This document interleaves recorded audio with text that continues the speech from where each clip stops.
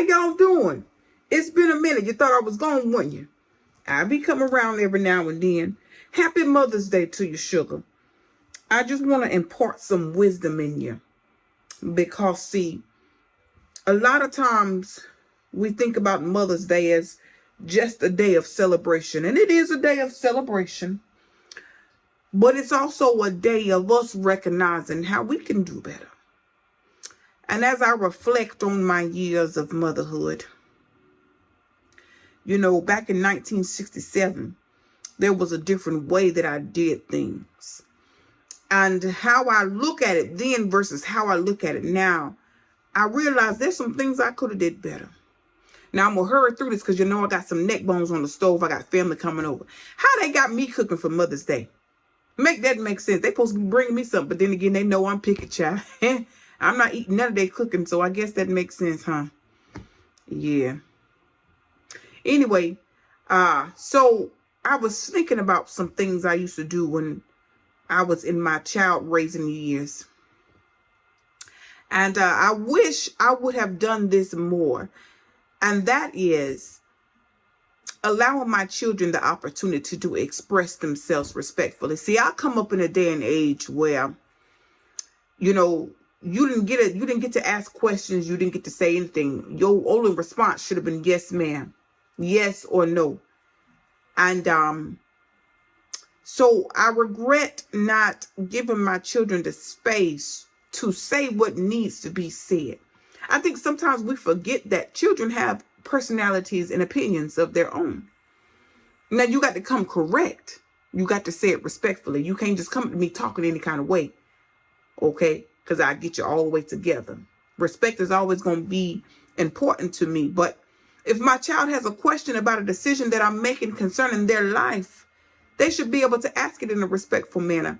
And I wish I would have given my children the space to ask questions and to express themselves, because I see them now and I see how much they struggle with expressing how they feel.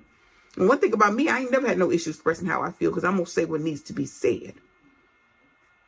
But everybody doesn't feel that way. And if you grew up in a way where you couldn't talk or express yourself, that might be an issue.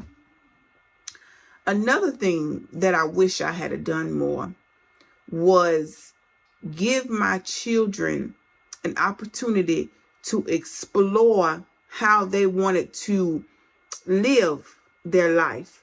What I mean by that is, if you have a child that says they don't necessarily want to go to college, if you have a child that says, you know, hey, mom, I think I want to get a trade, or, you know, I think I just want to take a year off just to work and save money, we should give them that space. And I know that sometimes we have a plan for our children, but our plan for our children may not be the plan that God has for them. Are you seeking God concerning your children? Are you going based upon your own personal will? That's important. Another thing I wish I did more was apologize to my babies. It ain't nothing wrong with that. I have made many mistakes and said things I didn't mean out of anger and frustration. I wish I apologized to my babies more. I really do. Because they deserved it. Now, when they get to cutting up and doing all that foolishness now, I'm not saying nothing to you, because you're going to have to sit in that. You did that. You brought that on yourself. I also wish I didn't coddle my children so much. I think I did a lot of doing stuff for them. When I didn't see them doing it correctly, I would just start doing it for them. I didn't notice that until I became a grandmother and a great-grandmother. Then I realized, wow, I really crippled my children in some areas. Allow them to be resilient, huh? They need to have some resiliency about themselves. You know, I think it's important that we support our children, but also give them the space to figure it out. You can't be savior in their life, because then you become God. And then God can't be God for them because you keep stepping in and being God for them. Now, when my children ask me for help, I always be there for them and help them and support them. But sometimes you got to lead them to where it is they need to go. You can't always do it for them. You see what I'm saying? Also, you can't let everybody talk in your ear about your children. You can't let everybody give you opinion about what you think they're supposed to be doing. I made some decisions for my kids based upon my girlfriends and their opinions, and my parents and their opinions. And There's some things I wish I hadn't done based upon other people's opinions and instead of being based upon what God is saying. I also wish I would have spent more time with my babies. I did a lot of working and cooking and cleaning and trying to make sure they were good. And I missed out on opportunities to just sit and be with my babies. And then when they left the house, I was all sad and things, but I had 18 years to do what needed to be done with them. And I spent most of it trying to be super mom and missed out on what it really meant to be a super mom. Your children going to appreciate your support and the finances to do the things they need to do. They're going to appreciate that, but they're going to appreciate the memories you create with them. They're going to appreciate that. I spent so much time worried about how dirty my house was and laundry this and laundry that. And it's important to keep a clean house. I believe in keeping a clean house. But baby, if you can't get to them dishes tonight, baby, go to bed. Rest. They'll be there in the morning. If your baby needs you, don't push them off so you can finish washing the dishes or finish folding the laundry. Or invite them into that space with you. Say, hey, mama's got to finish this, but we can talk together. Let's fold this together. Let me show you how to fold this shirt. See, that was my issue. I did all the folding of the laundry. And when my son got to college, baby, he didn't know what he was so lost. I had to end up buying him a whole new wardrobe because he didn't know that bleach didn't go on colored clothes. Hallelujah. Anyways, and let me give you a couple of tips for you young mothers out here. Dress your baby for the season, not how it feels outside. If it is still fall, but it feels, it's starting to feel kind of like spring, you dress that baby like fall. I don't care if you get a little warm because you already know it's going to snap right back and you're going to walk outside and that baby going to be freezing cold with a pair of shorts on. Put on an undershirt. Dress these babies appropriately. Don't let these children talk to you any kind of way. I can't tell you how many times I have seen parents out in public and the children talking to them crazy. I believe that a child should be able to express themselves, but not in a way that's disrespectful. No, honey, you got to nip that in the bud. Huh? And you don't have to give your child everything. They don't need every single thing. And you're not a bad parent if you choose not to get them something every time they go in the store. One of my grandbabies, rotten. He think every time we go in the store, we got to get something. No, we come in here and get these neck bones, buy one, get one free, and we going home. You see what I'm saying? And so you can't spoil these children. You got to let them know that they don't, this is a privilege. This is a privilege. And also, let me say this one last thing, and I'm going to get on up off of here. For you parents that think it's okay to let your children go up to the schoolhouse and cut the food, I hold you responsible.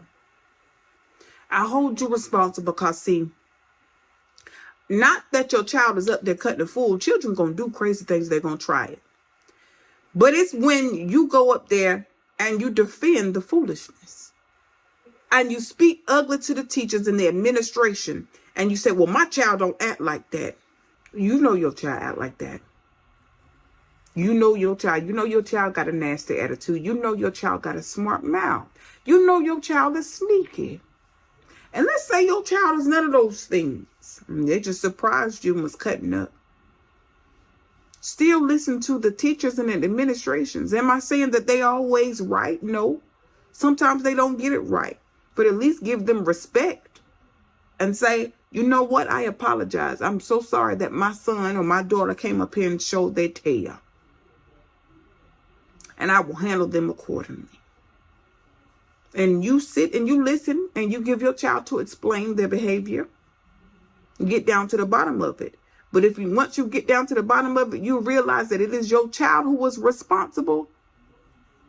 Don't you go up to school showing your tail. You support that teacher because they got to sit with your kids all day, every day. All right, I'm going to leave it at that. One other thing, pray for your children. Pray with your children and show them what it means to live a fasted, prayerful life.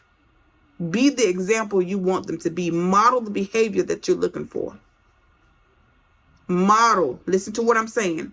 Model the behavior that you're looking for. If they see you gossiping, they're going to think it's okay to gossip. If they see you out there smoking and drinking and cussing, they're going to think it's okay to smoke and drink and cuss. And you can't say this is what the adults do. You stay in a child's place. No, you are setting the example. It's time for us to grow up. Stop trying to say that that they can't do the things, or no, this is just for me. No. You showed them it was okay. If they see you sitting around talking about family members, they're going to think it's okay to sit around and talk about family members. If they see you praying, they're going to think it's okay to pray. They see you fasting, they're going to think it's okay to fast. They see you worshiping, they're going to think it's okay to worship. They see you being a good Samaritan, loving on your neighbor, checking in on people, calling and doing service. They're going to think it's okay to do that. Now, I done said what I needed to say. Happy Mother's Day. I love you. And I'll see you soon. All right. Y'all be blessed here.